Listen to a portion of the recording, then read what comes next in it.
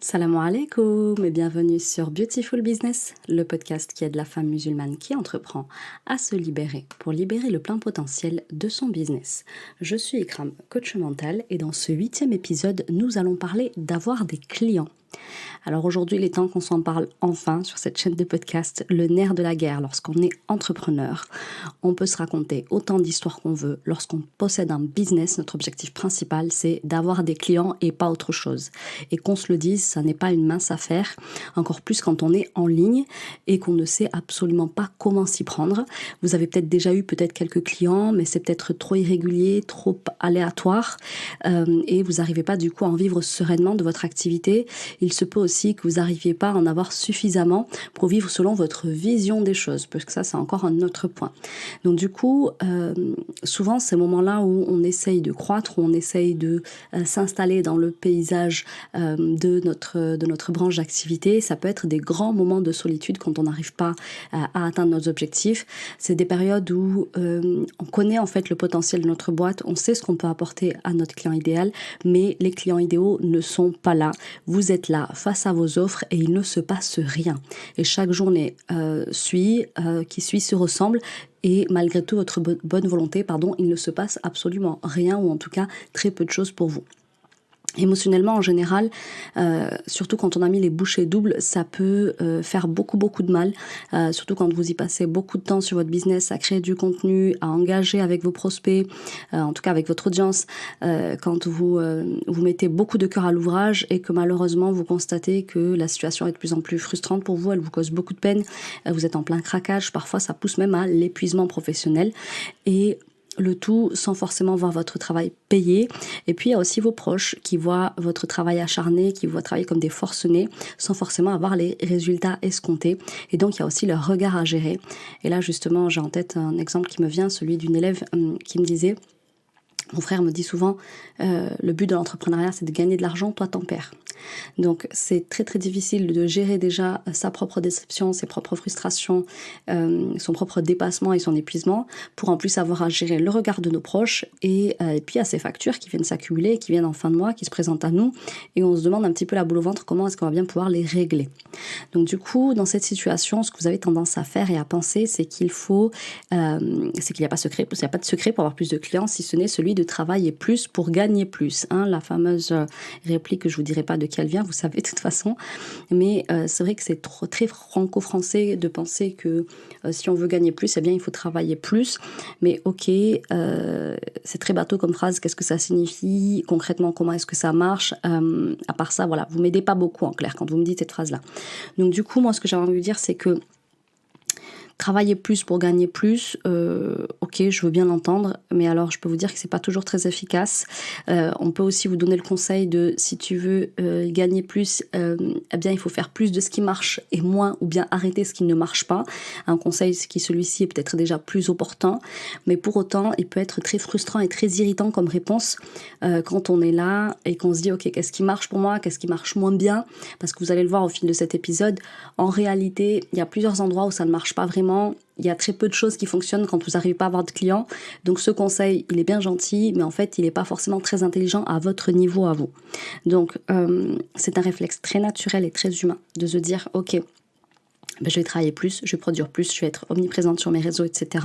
Et forcément, ça va payer, je vais être plus visible, je vais avoir une plus grosse audience, plus de clients, etc. Donc c'est effectivement le raccourci qu'on ferait tous, et j'ai même moi-même travaillé comme ça pendant un certain temps en pensant que c'est ce qu'il y avait à faire de mieux.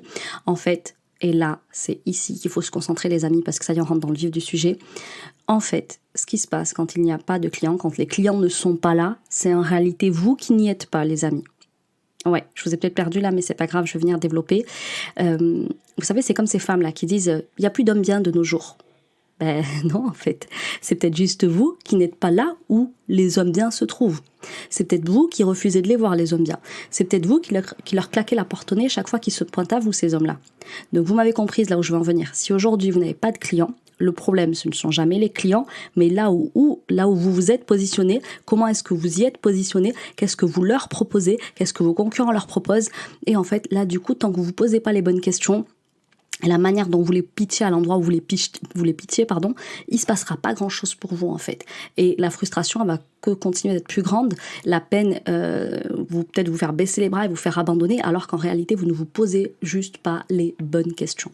Donc en fait, là, ce que j'ai envie de vous dire, c'est que la vraie cause de votre surplace, entre guillemets, de votre stagnation, du fait que votre entreprise, elle ne décolle pas ou qu'elle est vraiment en train de plafonner, c'est ce que je dis souvent à mes clientes, c'est que l'acte de vente, c'est marions-nous. Qu'est-ce que je veux dire par marions-nous ? C'est toi, la professionnelle, qui apporte des compétences sur le marché, qui apporte une expertise sur le marché, qui apporte une expérience sur le marché, et moi, cliente idéale, qui ai mes problèmes, mes douleurs, mes petits bobos, mes complexes, que je ne sais pas gérer avec mon niveau de conscience et mon niveau de connaissance à ce jour. Et l'idée, c'est que toi et moi, nous fassions une transaction, tout comme le mariage est une transaction entre deux êtres humains intéressés. Ouais, on va se le dire ça. C'est mon prof de psychothérapie Slamia qui dit souvent, l'un de mes formateurs, qui m'a dit ça, qui m'a dit une fois, toutes les interactions entre les êtres humains sont des relations intéressées. Il n'existe pas de relation désintéressée et la plus grande relation intéressée, c'est celle qui lie un homme à une femme, c'est celle du mariage. Il n'y a pas de relation avec plus grand intérêt que celle qu'il y a dans le mariage. On attend d'un homme, un homme attend de nous. Eh bien, quand on paye, c'est le cas également en fait. C'est pareil en amitié, c'est pareil en amour, ça marche partout pareil. Et quand vous comprenez les dynamiques relationnelles, vous comprenez que on n'épousera pas votre offre si ce que vous proposez ne vient pas épouser les bobos qu'il y a en face. Donc du coup, en général, ce que je constate, c'est que lorsque vous n'arrivez pas à avoir de clients, soit c'est parce que vous avez du mal à être visible, soit c'est parce que vous avez du mal à générer des leads, c'est-à-dire à générer des appels de vente, parce qu'en général, vos offres, quand vous êtes infopreneur, consultante, formatrice, etc., c'est souvent par appel de vente que ça se fait, mais en tout cas, vous avez du mal à générer un carnet de prospects et à faire de votre audience, du coup, ce que j'appelle des prospects. Et donc, soit vous avez un problème de visibilité, soit vous avez un problème de génération de leads, soit vous avez un problème à convertir vos prospects en clients. Donc ici, moi déjà, j'ai envie de vous dire dans quelle configuration êtes-vous ? Est-ce que vous avez un problème de visibilité selon vous ? Est-ce que vous avez un problème de génération de leads, c'est-à-dire à convertir votre audience, c'est-à-dire l'endroit où vous allez, où vous partagez votre contenu gratuit ? Est-ce que vous arrivez à faire de ces gens-là, au-delà d'une audience, des prospects qui sont prêts à acheter ? Ou bien est-ce que vous avez des problèmes lorsque vous les avez en tant que prospects à les faire devenir clients ? Ça peut être l'une des trois situations, ça peut être aussi des situations cumulatives, c'est-à-dire que vous avez à la fin un problème de visibilité, un problème de génération de leads, un problème de conversion, mais grosso modo, en général, c'est un problème de visibilité, mais pas que, et de toute façon, on va l'approfondir. Moi, personnellement, quand vous arrivez en coaching chez moi, chez nous, chez Beautiful Business, c'est parce que, en général, vous avez déjà eu quelques clients, mais vous en voulez plus, parce que vous avez un flux assez irrégulier de clients, vous n'arrivez pas à vendre votre offre à un prix assez intéressant pour permettre d'en vivre confortablement, et en général, dès lors que vous avez l'appel stratégique avec nous, vous verrez que la première question qu'on va vous poser, et qu'on se creusera aussi très vite, c'est qu'est-ce que vous faites là ? Pourquoi vous êtes en appel avec nous aujourd'hui ? Pourquoi vous avez choisi d'aider ces personnes-là spécifiquement ? Quelle est votre légitimité, votre qualification, votre expertise pour pouvoir aider ces personnes-là, ce client idéal-là ? Est-ce que vous aimez ce que vous faites là ? Ces clients, qu'est-ce que vous leur apportez concrètement ? Et comment est-ce que vous leur apportez ? Et puis ensuite, vous verrez que on va vous poser des questions très concrètes aussi, axées sur vos chiffres. D'ailleurs, souvent, vous êtes à la ramasse complet avec vos chiffres et c'est ce qui fait qu'en fait, vous n'avez pas de résultats. Mais ça, je pense que j'en parlerai à l'occasion du prochain épisode de podcast. Restez bien jusqu'à la fin pour découvrir lequel. Donc tout ça pour vous dire que on va très très vite s'intéresser à ok, qu'est-ce que vous faites là ? Et souvent, vous allez vous dire, j'ai un problème, j'arrive pas à convertir les gens que j'ai au téléphone, à les faire devenir clients, j'ai un problème de ceci, j'ai un problème de cela. Et puis nous, on va les creuser. Et vous verrez que, en général, juste avec cet appel, vous comprenez qu'il y a un ou plusieurs points dans votre business dans lesquels vous n'y êtes pas. Et souvent, et c'est là que c'est très perturbant pour vous, c'est que c'est très lié à vous. Car vous avez souvent appliqué tous les conseils gratuits ou bien payants qu'on vous a donnés pour avoir plus de clients et malheureusement, bizarrement, ça n'a pas fonctionné pour vous. Donc aujourd'hui, dans cet épisode, de quoi est-ce qu'on va se parler ? Eh bien, on va se parler de comment avoir plus de clients quand on a un business de service en ligne, puisque c'est pour ça que vous m'écoutez aujourd'hui et je vais y répondre sans détour ni faux semblant. Du coup, dans un premier temps, Ce dont je vais vous parler, c'est de vous. Il faut qu'on se parle de vous, les amis. Ça suffit d'aller regarder chez les clients qu'est-ce qui ne va pas, sur mes réseaux sociaux ce qui ne va pas, à tel et tel endroit qu'est-ce qui ne va pas, et de jamais regarder chez soi ce qui tourne par rond. C'est comme ces nanas-là, encore une fois, qui disent il n'y a plus de mecs bien de nos jours, et en réalité, elles pointent les mauvais mecs du doigt, elles pointent les nanas du doigt, oui, il y a trop de concurrence, il y a trop de belles filles, il y a trop de ceci, il y a trop de cela, il y a trop de gens infidèles, il y a trop de gens papieux, blabla. Et en réalité, jamais on se regarde le nombril pour comprendre qu'est-ce qui fait que nous, on n'arrive pas à trouver ce qui nous convient à nous. Ben souvent, c'est parce qu'on se connaît pas, c'est parce que on va chercher au mauvais endroit. C'est clair que si tu cherches un mec bien dans des boîtes de nuit, bon voilà, je juge personne, mais vous m'avez compris, si tu cherches un mec pieux, bon, c'est pas forcément en boîte de nuit que tu vas aller le trouver.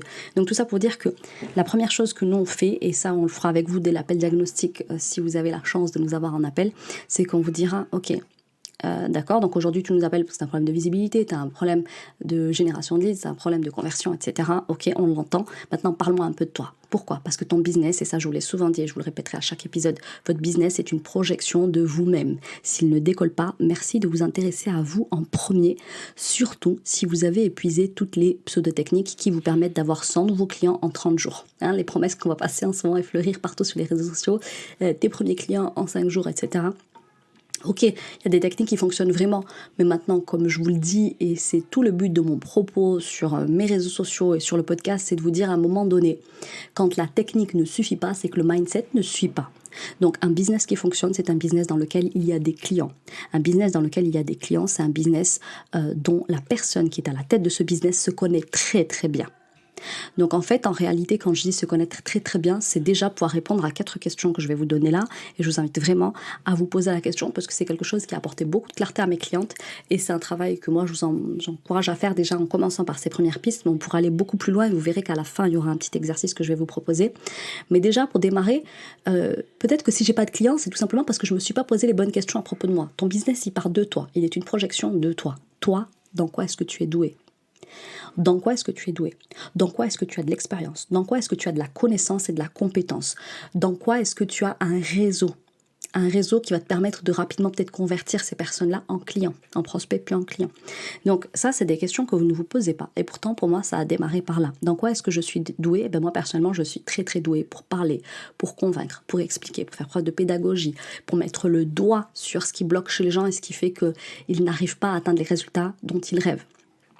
La deuxième chose, c'est l'expérience. Eh bien, moi, j'avais de l'expérience dans le closing, donc à convaincre les gens à passer à l'action et à se choisir. J'avais également de l'expérience à mettre le doigt sur les verrous psychologiques qui empêchaient les gens de mettre en place un business de service clé en main. Donc, du coup, ça, c'était quelque chose que j'ai identifié très vite chez moi et dans lequel je m'éclatais. Je me disais, j'ai clairement quelque chose à faire à cet endroit-là parce que c'est trop easy pour moi et derrière, les résultats sont incroyables pour les personnes que j'ai accompagnées en tant que prestataire de service. Mais il faut que je le fasse à mon compte, ce truc-là. Et du coup, j'avais une connaissance de quoi ? De l'humain, de ce qui se raconte, de ce dans quoi il aime bien se complaire, de ce sur quoi il aime bien se victimiser sans jamais prendre sa responsabilité. Et du coup, je sais que j'ai une capacité à le mettre face à lui-même pour le faire grandir à l'intérieur de lui-même pour qu'à l'extérieur ensuite il puisse faire croître et faire pousser surtout en terrain fertile. Ça, c'était mon expertise, mon expérience et ma connaissance. Maintenant, le réseau. Le réseau, j'avais travaillé auprès de la Ouma. Et donc, j'avais des personnes qui connaissaient mon expérience, qui connaissaient mon expertise, qui connaissaient ma compétence et qui, lorsque j'ai quitté l'entreprise pour laquelle je travaille en tant que prestataire de service, en tant que coach et formatrice, m'ont suivi. Mes premières clientes, ça a été des personnes qui m'ont suivi parce qu'elles connaissaient mon expérience, elles m'ont amené des copines à elles et c'est comme ça que j'ai pu faire mes premiers clients. Donc vous voyez, c'est grâce au réseautage et pourtant, à cette époque-là, j'avais pas la conscience que le réseau était hyper important et que je devais m'en servir. Moi, je suis partie de cette boîte-là où j'étais prestataire de service. D'ailleurs, si vous voulez découvrir de quelle boîte est-ce que je parle, il faudra remonter 2 épisodes avant, je crois, pour découvrir. Donc c'est une personne avec qui j'ai fait une interview il y a quelques semaines et qui a passionné et qui d'ailleurs continue de passionner. Je continue de recevoir des témoignages extraordinaires à propos de cet épisode. Allez l'écouter, réécoutez-le et prenez même des notes. Donc du coup, à cette époque-là, j'avais pas la conscience que j'avais déjà tout un réseau et que je pouvais carrément l'exploiter. Mais en fait, ce réseau, alhamdoulilah, Allah a fait qu'il est venu à moi et que j'ai eu juste à choisir. C'est-à-dire que dans ce réseau de la Oumma, du coup, j'ai choisi les femmes uniquement.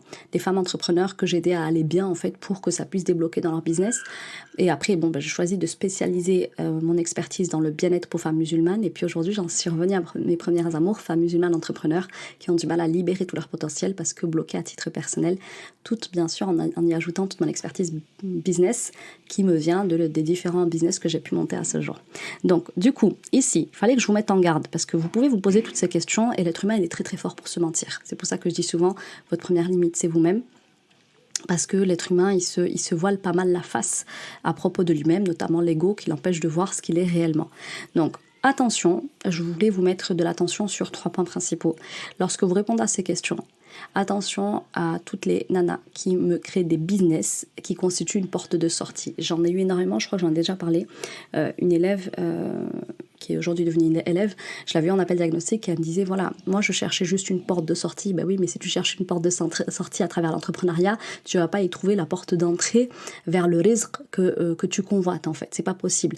Donc, attention, je vous ai fait tout un épisode sur l'intention dans lequel je vous explique que vous ne récoltez de vos actes que l'intention que vous y avez posée. Si ton business est une échappatoire, il ne va rien se passer pour toi, il ne va pas décoller. L'autre chose aussi, c'est les personnes qui créent des business dans lesquels ils se réparent. Peut-être qu'aujourd'hui, vous vivez... je sais pas, un deuil et que vous voulez aider des gens à surmonter eux-mêmes leur deuil. Mais vous-même, vous l'avez pas dépassé. Vous voyez le genre? Ça, j'en ai vu plein. D'ailleurs, quand j'avais Beautiful Mindset, je voyais, on a récupéré je sais pas combien de coachs en dev perso, etc. Et c'est des personnes qui elles-mêmes aidaient dans une thématique qu'elles-mêmes, elles n'avaient pas transcendée. J'en ai vu combien des nanas qui sont coachs dans les couples toxiques, pour aider les couples toxiques, enfin les femmes à sortir des relations toxiques, et elles-mêmes, elles ne sont pas remises de ça. Certes, elles sont séparées aujourd'hui, mais elles ne sont pas complètement désintoxiquées de la relation qui les a terminées, en fait, qui les a achevées. Parce que vous connaissez ma position, si tu atterris dans une relation toxique, c'est que tu portes toi-même quelque chose d'infecté en toi, c'est que toi-même ta relation à toi n'est pas très assainie et tes premières relations, celles à tes parents, peut-être elles sont pas encore très très saines non plus. Et donc l'idée c'est de s'assainir pour vivre des relations saines et pas l'inverse.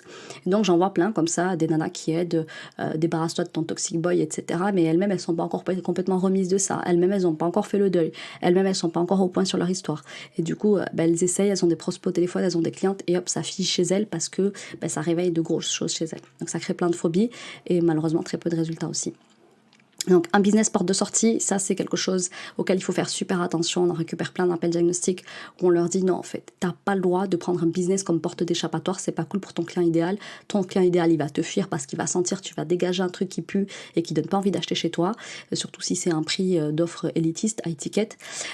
Si t'as un business dans lequel tu te répares, toi-même t'es pas encore remise et t'as envie de faire le travail un petit peu façon collectif, comment on appelle ça, vous savez, les thérapies de groupe et tout là, non, les gens ils viennent pas pour ça en fait, ils viennent parce que tu peux tout à fait être ton avatar client, tu peux être tout à fait, ton client idéal qui représente toi il y a 2 ans. Pourquoi pas? Toi, il y a 3 ans. Donc, j'ai surmonté un divorce. Voilà comment je l'ai dépassé. Et voilà aujourd'hui ce que j'ai à offrir aux femmes. Pourquoi pas? Mais par contre, si aujourd'hui, toi-même, t'es pas encore complètement sorti d'affaires, ça va très vite s'en ressentir dans ton business. Tu vas procrastiner à la création de contenu.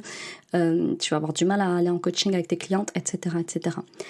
Et ensuite, il y a des business dans lesquels on se cache. On se cache parce qu'on se fuit, parce qu'on fuit, parce qu'on a peur, parce qu'on s'assume pas, etc. Il y en a énormément qui se cachent dans des business parce qu'ils ne s'assument pas. Oui, c'est malheureux de le dire, mais l'être humain, comme je vous le disais, il est très très fort pour se mentir à lui-même. Il est très très fort pour s'éviter les expériences désagréables. Et en fait, il s'agit juste d'émotions. Hein. J'ai pas envie d'être rejetée, j'ai pas envie d'être pointée du doigt, j'ai pas envie de prendre le risque d'échouer, etc. Donc de vivre de l'échec. Et donc comme tout ça, c'est des expériences humaines désagréables que j'ai pas envie de faire, eh bien je me retranche dans un business très confortable, mais qui n'est pas lucratif parce que je suis pas au bon endroit, tout simplement. D'ailleurs, je répondais à la question sur Insta. Je vous conseille vraiment de me suivre sur Insta si vous ne me suivez pas parce que je suis très très active sur ce réseau. On me disait quels sont les business viables et quels sont ceux qui ne le sont pas. Je disais, en fait, Allah, il a rendu les choses simples. Mais l'être humain s'évertue à les rendre compliquées. L'être humain est l'être le plus complexe qu'Allah ait créé, mais aussi le plus performant. S'il s'élève suffisamment, il va aller pour ce qui est naturellement fait pour lui et il va récupérer son risque avec facilité. Certes, il va devoir faire des causes, il va devoir mobiliser des moyens, il va devoir leur faire tawakkul, mais il va récolter ce pourquoi son créateur l'a destiné. Par contre, s'il est là, qui se fait des nœuds au cerveau, qui se raconte des histoires, qui n'éteint pas l'obscurité de son ego, qu'il n'allume pas la lumière divine en lui, eh bien malheureusement, il va se retrouver à pédaler, à mouliner, à avancer dans le vide, dans le noir, sans lumière, sans son ni éclairage, etc. Et il va être à côté de la plaque dans sa vie. Et du coup, les business qui décollent pas, c'est souvent des êtres humains en souffrance à l'intérieur. Ils se sont mis dans une cage en pensant que ça allait les sauver et en réalité ça les a juste un petit peu plus enfermés et refermés sur eux-mêmes. Donc vraiment je vous invite à écouter l'épisode sur l'intention. Des fois c'est très malheureusement inconscient que vous allez poser des intentions, mais c'est très primordial pour moi d'aller bien pour avoir un business qui décolle. Donc, ce que je veux vous dire ici, c'est que nous, le travail qu'on fait avec nos clientes durant les 4 premières semaines de leur accompagnement, c'est de travailler sur elles. C'est très, très axé sur elles. Surtout, dès le diagnostic, on va identifier de quel type de business elles ont bâti. Est-ce que c'est un business de fuite? Est-ce que c'est un business porte de sortie? Est-ce que c'est un business pansement? Est-ce qu'un business bâti sur une blessure qui n'est pas encore de laquelle elle n'est pas encore remise, etc. Et direct, si c'est le cas, elle va passer entre les mains de notre mindset coach. C'est-à-dire qu'elle va faire la partie business, va être suivie par une business coach à travailler sur bâtir un business viable et rentable, mais elle va surtout en parallèle travailler très très fort sur tout ce qui est très inconscient chez elle pour le conscientiser, pour identifier ces mécanismes inconscients et ne plus se laisser diriger, gouverner par eux, sinon elle continuera de ne pas produire de résultats. Donc une fois que ça c'est fait, là on va s'intéresser à votre client idéal. Vous voyez? Donc toujours, ne soyez pas étonnés si vous retrouvez un appel diagnostique avec nous, qu'on vous parle de vous, de votre petite enfance, etc. Parce que si vous êtes embourbé comme ça dans un business, et en plus si on se rend compte que c'est dans plusieurs domaines de votre vie et pas uniquement dans votre business, c'est qu'il y a des schémas là ici, et des schémas inconscients sur lesquels il faut venir mettre de la lumière et surtout de la conscience. Donc une fois qu'on a dit ça, on va s'intéresser à vos clients, votre client idéal, qu'est-ce qui se passe? Ce que je dis souvent à mes clientes, c'est que le meilleur dans la vente, c'est pas celui qui maîtrise parfaitement l'art de la vente, mais c'est celui qui connaît parfaitement son client idéal, mieux qu'il ne se connaît lui-même. Alors ça, on en parlera, vous verrez la semaine prochaine dans un épisode où on sera beaucoup plus long sur l'explication, mais les meilleures techniques de vente au monde ne remplaceront jamais vos carences en matière de connaissances clients. Les très très grosses boîtes qui ont bâti de très très gros succès ont ce point commun de connaître parfaitement leurs clients. Et en fait, une fois que vous avez levé la piste vous concernant par rapport au fait, par exemple, de ne pas avoir de clients, est-ce que c'est vous qui n'êtes pas au bon endroit? Est-ce que vous ne proposez pas la bonne expertise? Est-ce que vous êtes en train de vous réparer à travers un business, etc. Une fois qu'on a travaillé sur vous pour s'assurer que vous êtes au bon endroit à proposer la bonne chose, il faut s'assurer que vous le proposez aux bonnes personnes et au bon endroit, à la bonne place.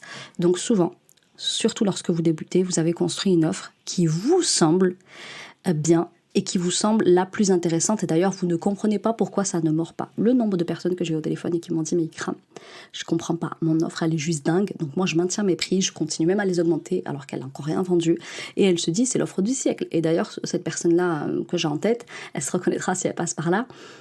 C'est un problème, c'était elle il y a 2 ans. Donc ça veut dire qu'elle est passée par là, donc elle a quand même une bonne connaissance du client parce qu'elle est elle-même son propre avatar. Donc son propre avatar il y a 2 ans. Mais pour autant, aujourd'hui, son offre, elle est une offre qui ne se vend pas. Donc il y a bien un problème quelque part. Mais en fait, ce qu'il faut savoir, c'est qu'on s'en moque triplement de savoir ce que vous trouvez génial ou pas pour votre client idéal. Tu représentes ton avatar client idéal, ok. Mais à un moment donné, il va falloir que tu t'intéresses à ce qui se passe sur le marché aujourd'hui à l'instant T. Parce que ce que tu as vécu il y a 2 ans, peut-être qu'aujourd'hui ça a évolué et que les difficultés sont encore plus différentes parce que la femme est mise dans une certaine situation qui fait que ton client idéal est mis dans une autre situation, etc., etc. Donc la réalité, c'est que les gens ne payent que s'ils n'y ont intérêt. Je vous le dis et je vous le redis. Les relations ne sont que des relations intéressées. Et là, on parle d'argent, donc il y a clairement un intérêt. Je n'achète pas si je n'y ai pas d'intérêt. Et si votre offre se base uniquement sur ce que vous estimez être génial, eh bien, elle n'intéressera que vous et il ne faut pas vous en étonner. Donc, première chose que vous devez faire, et ça doit être votre urgence, surtout si vous n'avez pas beaucoup vendu, très peu vendu ou pas du tout vendu, allez voir ce que les clients que vous convoitez se posent comme question. Qu'est-ce qu'ils veulent? De quoi est-ce qu'ils ont besoin? Pourquoi est-ce qu'ils ont été clients peut-être d'un service similaire au vôtre? Qu'est-ce qu'ils ont aimé dans ce service? Qu'est-ce qu'ils ont moins aimé dans ce service? Quelles étaient les difficultés qu'ils rencontraient avant de se faire accompagner? Quelles sont les difficultés qu'ils ont pu résoudre ou non en se faisant accompagner?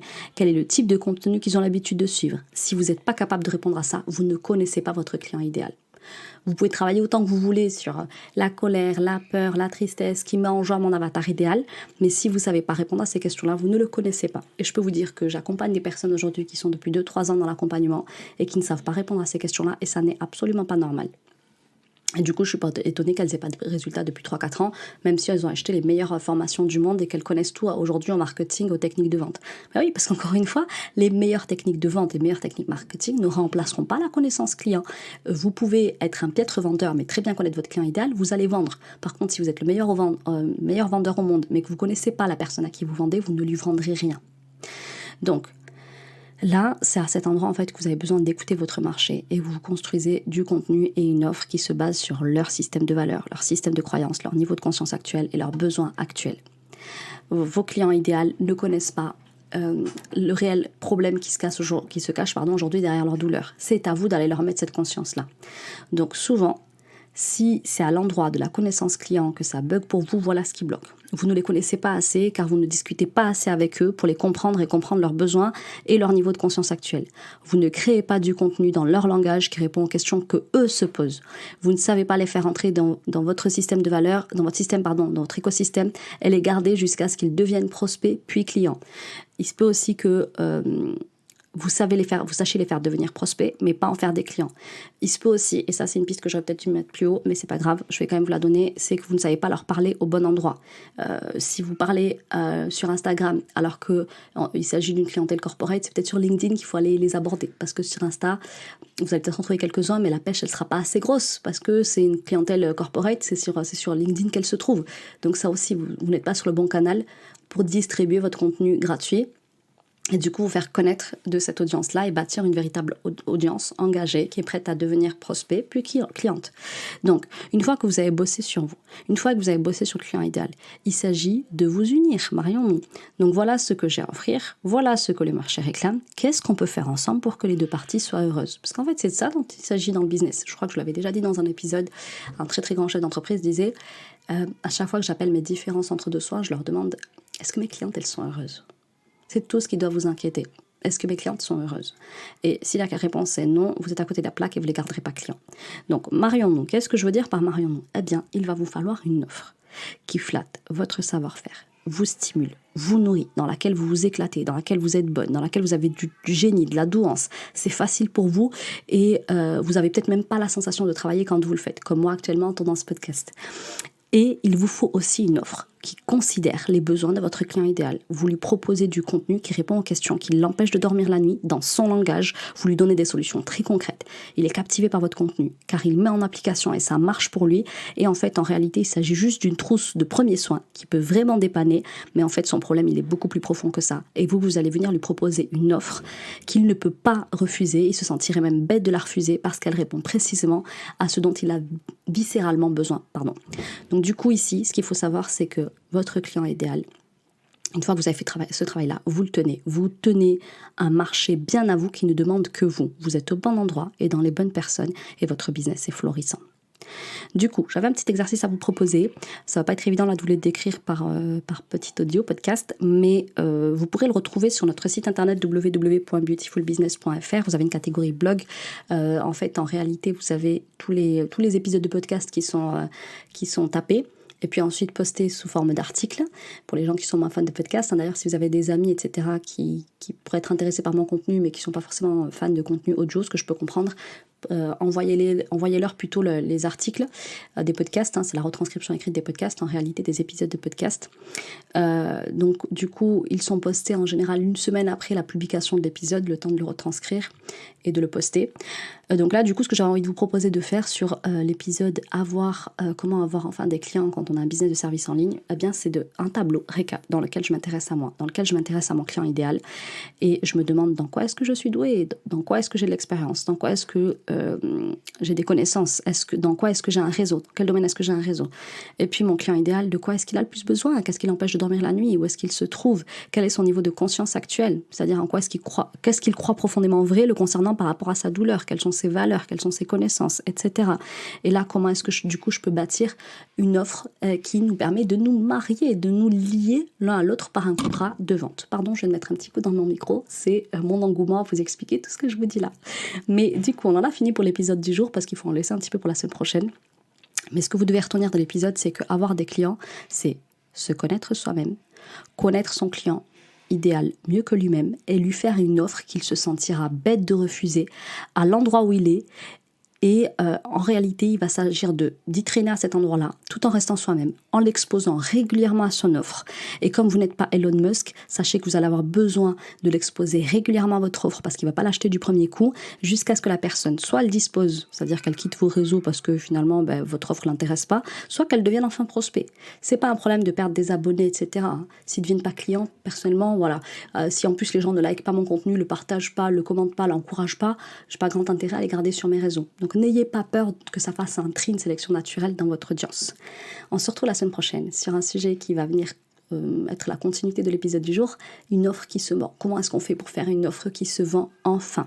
Donc du coup, je vous propose de se retrouver la semaine prochaine. D'ici là, je vous souhaite une très belle fin de semaine. Non, c'est une très beau début de semaine plutôt. Je vous invite à vous abonner, à noter cet épisode, à me dire ce que vous en avez pensé. Et puis, je suis très impatiente de vous retrouver la semaine prochaine. D'ici là, portez-vous bien. Salam alaikum.